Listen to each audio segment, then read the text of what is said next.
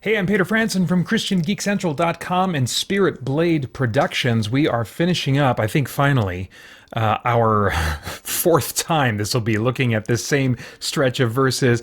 I'm going to attempt to examine the Bible as I do this and dissect some of the churchy language we can easily take for granted, digging into history and languages as I'm able anyway, to try and get at the heart of the text so that we can hopefully see and then apply at least some of what God has for you and me in these words today. Now, I'm not formally trained in Scripture. I'm just a guy using resources and a questioning mind to try and get at the truth. That's something that we can all do.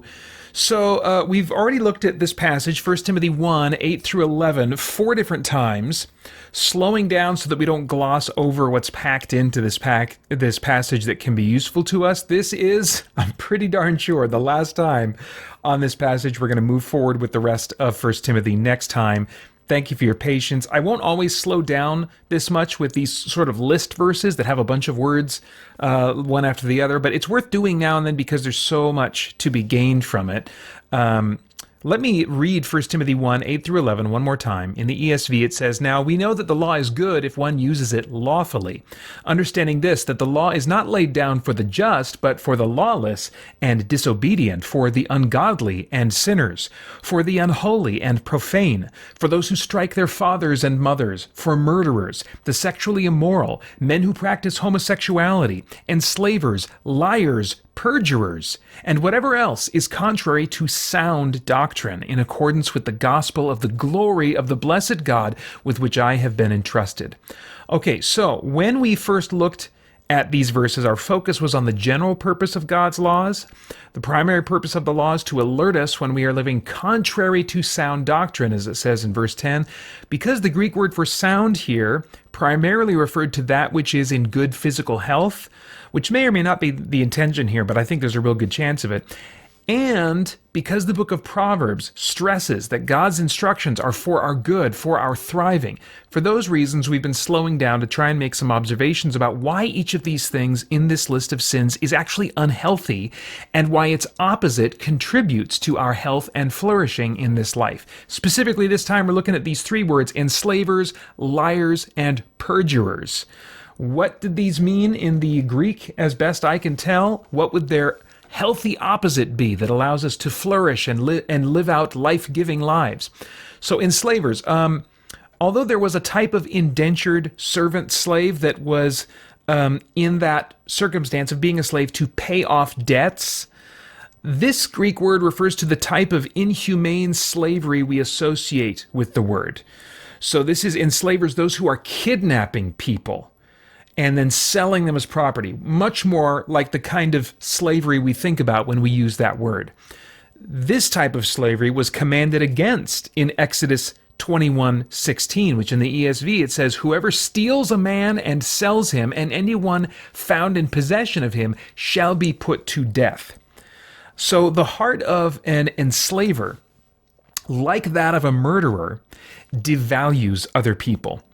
But in addition to that, this person sees these devalued individuals as a means to be served or to sell them for personal gain. The life-giving opposite, then, I think, would be to see others as having great value and serving them.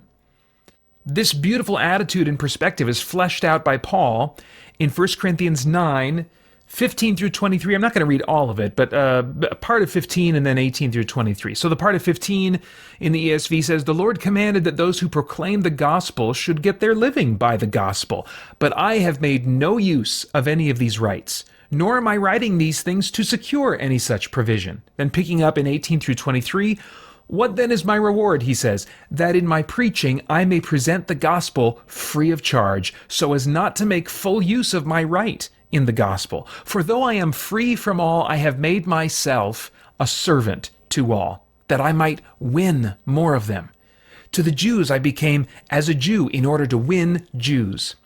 To those under the law I became as one under the law, though not being myself under the law, that I might win those under the law. To those outside the law I became as one outside the law, not being outside the law of God, but under the law of Christ, that I might win those outside the law. To the weak I became weak, that I might win the weak. I have become all things to all people, that by all means I might save some. I do it all for the sake of the gospel, that I may share with them in its blessings. Paul let go of what even God said he was entitled to.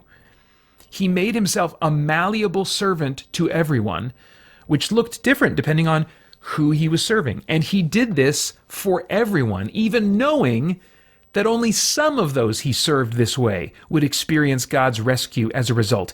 He didn't consider it wasteful to bend over backward even for those he could not persuade to receive Jesus. The life-giving result, though, is in the blessings, both now and eternally, that he shares with those who receive Jesus or grow in maturity because of Paul's service. That is a healthy, life-giving doctrine to live out, to make yourself a servant for the sake of the gospel and the blessings that it brings to others, to the world, and of course to ourselves as well. Okay, so let's look at this word liars. Well, this one's pretty obvious, but I think its opposite isn't merely someone who is honest instead of someone who is being dishonest. The Greek word here refers to someone who, in lying, breaks trust. So its opposite, I think, is someone who can be trusted to be honest.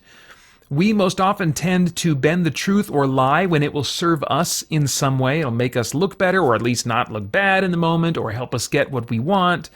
The opposite, then, is someone who is truthful even when it costs them something. These are really valuable people to have in our lives, the kind of people we want to be in the lives of others. They are the employee or child who will tell you what really happened so you can solve the problem or address the real issue.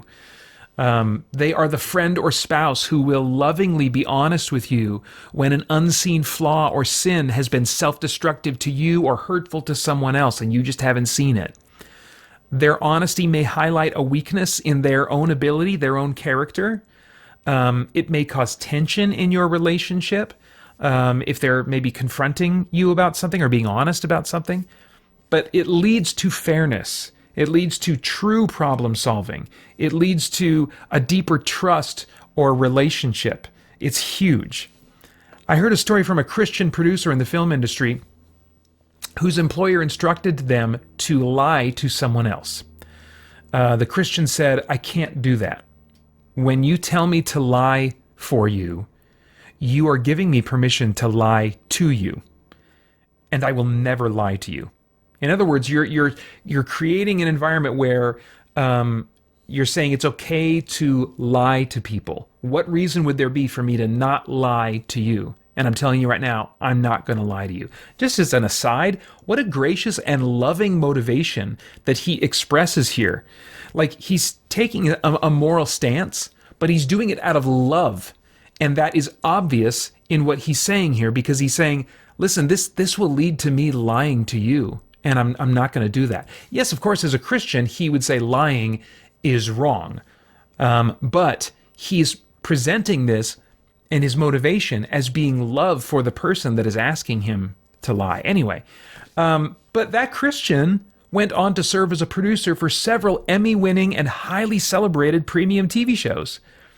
Honesty can bring some discomfort and cost, but most people, including the person in the film industry that this guy was working for, most people ultimately value knowing that someone can absolutely be trusted to be truthful.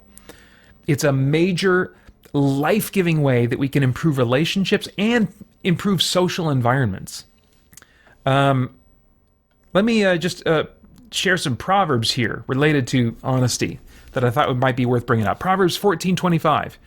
A truthful witness saves lives, but one who breathes out lies is deceitful. Proverbs 16:13. Righteous lips are the delight of a king. That's kind of like what we just saw in this situation between this man in the film industry and the one that he was working for. That ultimately those who speak truthfully with integrity, they are the delight of those that they are serving. Righteous lips are the delight of a king, and he loves him who speaks what is right. Proverbs 27:6. Faithful are the wounds of a friend. Profuse are the kisses of an enemy. So sometimes we will have people that are really against us or who don't truly care about us, and they just act loving and nice and, buddy buddy or whatever in the moment because that's what's most expedient and comfortable for them. Whereas a friend may have to say some things that hurt, but ultimately they are the true friend. Proverbs 28:13, whoever conceals his transgressions will not prosper, but he who confesses and forsakes them will obtain mercy. It is very often the case that when we are upfront and take initiative in confessing what we've done wrong, being honest on that level, that those we're confessing to are all the more ready to give us mercy.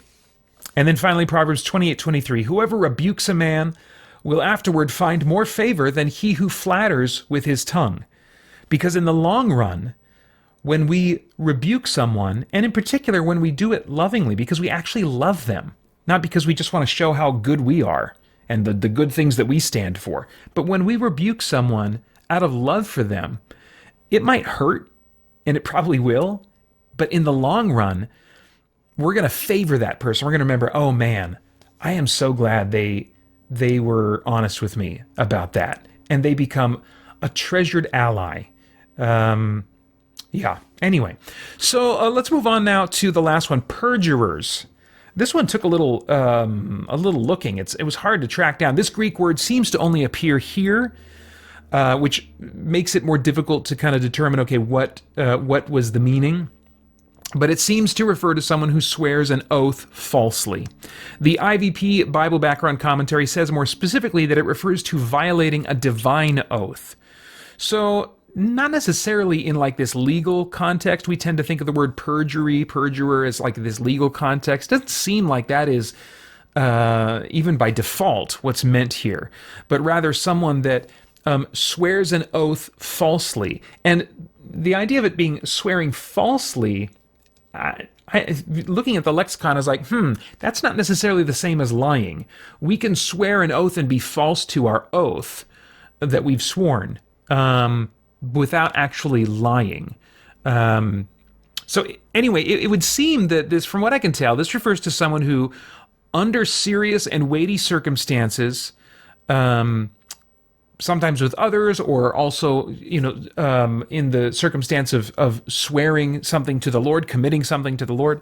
But in this serious, weighty circumstance in which it's urgent that they tell the truth or truly and seriously commit to something, instead that person chooses to either lie and profess that they're being honest in the moment, and being as committed and forthcoming as they can possibly be, or if they're not lying, making a promise recklessly without counting the cost and truly committing to follow through. That's, as far as I can tell, that seems to be what's going on here. That being the case, this is so destructive. Whether we're talking about deception and the resulting violation of trust, or just a lack of reliability because someone is flaky, they're not dependable, they don't count the cost when they say yes to something. When people commit to doing something that others depend on them to do, and then they flake out, or they can't follow through because they overestimated themselves. They didn't really take a look at themselves, say, am I really up for this? Am I really? They just in the moment said, yep, I'm your man, I'll do it, In either of those cases, when they fall through, it really has a major effect on other people. It's the kind of thing that causes people to lose jobs, lose relationships, and in some cases lose lives, depending on the circumstances. I have played the part of unreliable flake many times in my life, and I cringe to think about how much more my unreliability has affected people than I realize. Because I'm always... I think this is true of all of us. We tend to just see things from our perspective, and when people are getting upset with us because we fell through, we're maybe quick to think, man, they're getting like so upset about this. What is their problem? And we're not even stopping to think about, what is their problem? Let me try and think about this from their perspective, and then realize, oh, crap. Well, given that, me flaking out or falling through, it really has a major impact on them. Maybe they're overreacting, maybe not. Maybe it's a mix of things. But either way, I think by default, I just don't tend to consider viewpoints, perspectives, situations other than my own. But when we are the one that is failing other people because we didn't count the cost, We cause stress and frustration, and sometimes much worse, just by failing to follow through on what we've promised. Now, it wouldn't seem to be the case to me that the healthy opposite would be someone who makes oaths with integrity of heart instead of flippantly or dishonestly.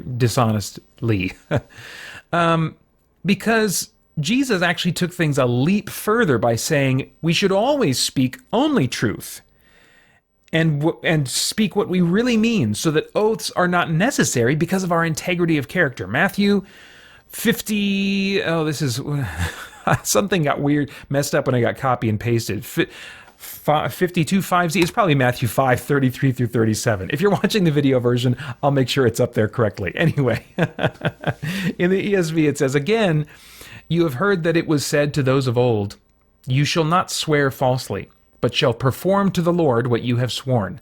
But I say to you, do not take an oath at all, either by heaven, for it is the throne of God." So what are you doing making an oath on God's throne? "Or by the earth, for it is his footstool. Or by Jerusalem, for it is the city of the great king. And do not take an oath by your head. You cannot make one hair white or black." Like when we make oaths, he's like, there's the classic oath of like, I swear on like my mother's grave or whatever. And I think the idea there is like, if I don't follow through, if I'm wrong, then I will sacrifice this thing that I'm swearing by. But if we don't have power to give these things over, or power of any kind over these things, then, what are we swearing by? I think is what Jesus is getting at here. Don't take an oath by your head, because you cannot make one hair white or black. Let what you say be simply yes or no. Anything more than this comes from evil.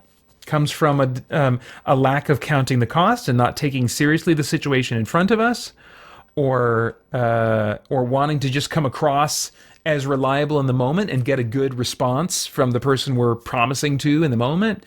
Whatever the case, anything else comes from something evil, instead of being in this mode of integrity of like, yes, I'm committed, or no, I can't commit to that. We don't need to make oaths to communicate that, hey man, I really truly mean it this time. We don't need that kind of language if instead we really and truly mean what we say and commit to every time. This is the life-giving opposite of being someone who swears falsely, being someone who no one needs to question whether or not they are being honest, or whether or not they will follow through on a promise, because honesty and commitment is so consistently how they operate.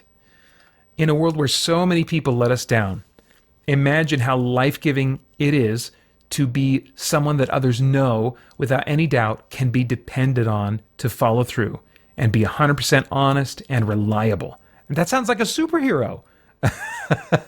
And that's what we're called to be these low-key superheroes in the lives of others. And we can grow more and more to become like that.